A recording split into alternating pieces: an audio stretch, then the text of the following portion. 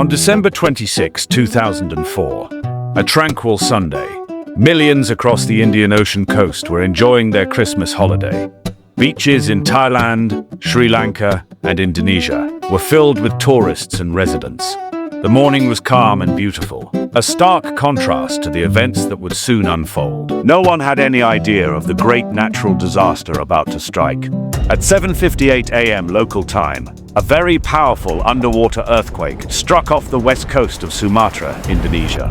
It measured between 9.1 and 9.3 on the Richter scale, one of the largest earthquakes ever recorded. This significant seismic event was the beginning of a devastating tsunami. Its force was truly extraordinary. The earthquake's epicenter was located approximately 30 kilometers beneath the seabed, a relatively shallow depth for such a strong tremor. This shallow position, combined with its high magnitude, caused a large disturbance to the ocean floor. The energy released was equivalent to thousands of atomic bombs.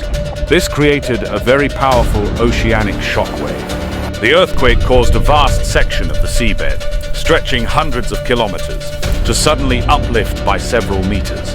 This vertical shift violently pushed billions of tons of ocean water upwards. It created a large mound of water that instantly began to generate the tsunami. This sudden movement was the source of the waves. As the displaced water collapsed under the force of gravity, it generated a series of powerful and fast-moving waves. Unlike typical wind-driven surface waves, these were deep ocean waves, affecting the entire water column.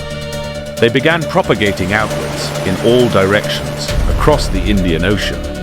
These waves were unlike anything commonly seen. In the deep ocean, these tsunami waves traveled at incredible speeds, comparable to a jet airliner, reaching up to 800 kilometers per hour. Their height in the open sea was often imperceptible, just a few feet high. This rapid, stealthy approach meant coastal areas received very little advance notice.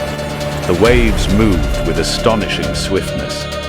Sadly, there was no comprehensive tsunami warning system operating in the Indian Ocean at that time. The region lacked the necessary seismic sensors, deep ocean buoys, and rapid communication infrastructure. This critical absence meant coastal populations received no alert whatsoever. Their vulnerability was tragically high.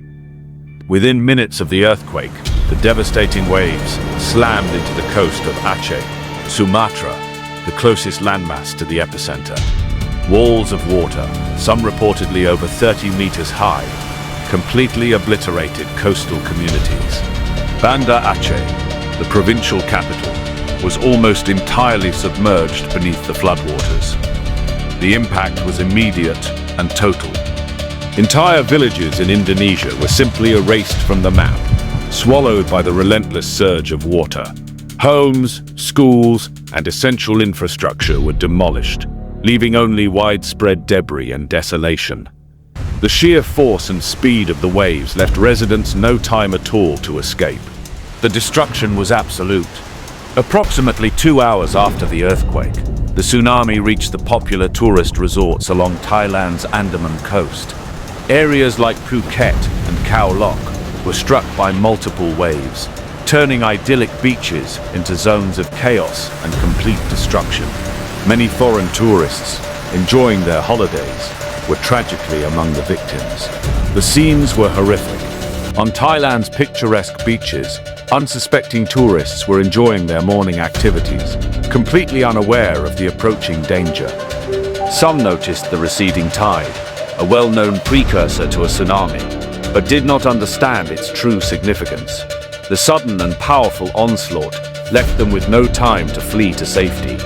They faced an unexpected horror.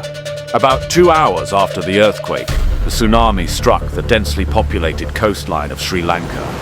It devastated coastal cities, numerous fishing villages, and even derailed a packed passenger train.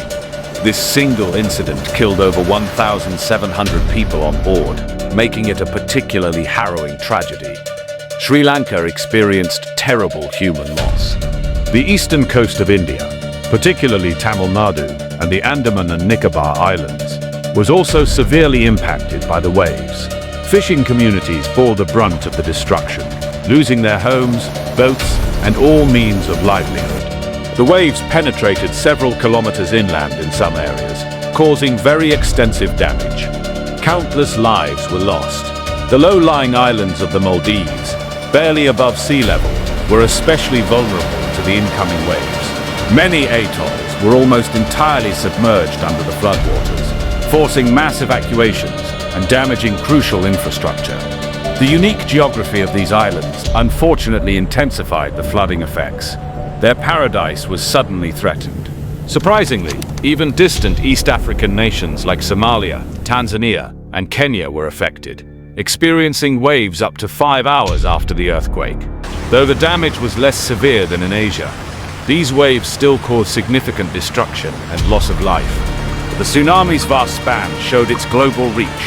In the immediate aftermath, widespread chaos and confusion reigned across all affected regions. Millions of people were displaced, injured, or missing, creating an overwhelming humanitarian crisis. Communication lines were down, and roads were impassable, greatly hindering initial rescue efforts. The situation was truly dire. The human toll was truly catastrophic, with an estimated 230,000 to 280,000 people killed across 14 different countries. Indonesia alone tragically accounted for well over half of these fatalities. It remains one of the deadliest natural disasters ever recorded in human history. The scale of loss was staggering.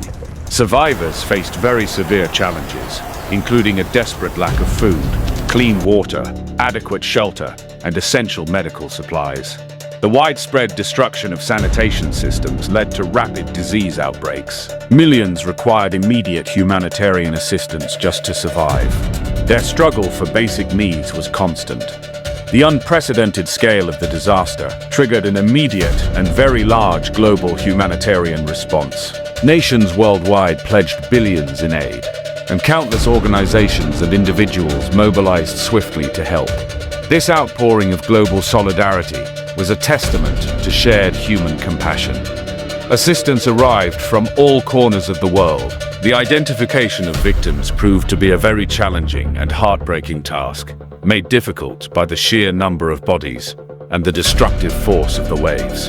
International forensic teams worked tirelessly for months to identify the deceased and provide some closure to grieving families. Many individuals, sadly, remain unidentified to this day. Millions of people were left homeless, forcibly displaced from their ancestral lands and established communities. The profound psychological trauma endured by survivors, having witnessed great loss and destruction, was deep and long-lasting. Many struggled for years to rebuild their lives amidst overwhelming grief and fear. Their lives were forever changed. In the years that followed, very significant international efforts went into rebuilding the affected regions. New homes, schools, hospitals, and essential infrastructure were constructed, often with improved building standards for future safety. The process of recovery was slow and arduous, but highlighted incredible human resilience. Communities worked together to rise again. A direct and crucial consequence of the 2004 tsunami was the rapid establishment of the Indian Ocean Tsunami Warning and Mitigation System.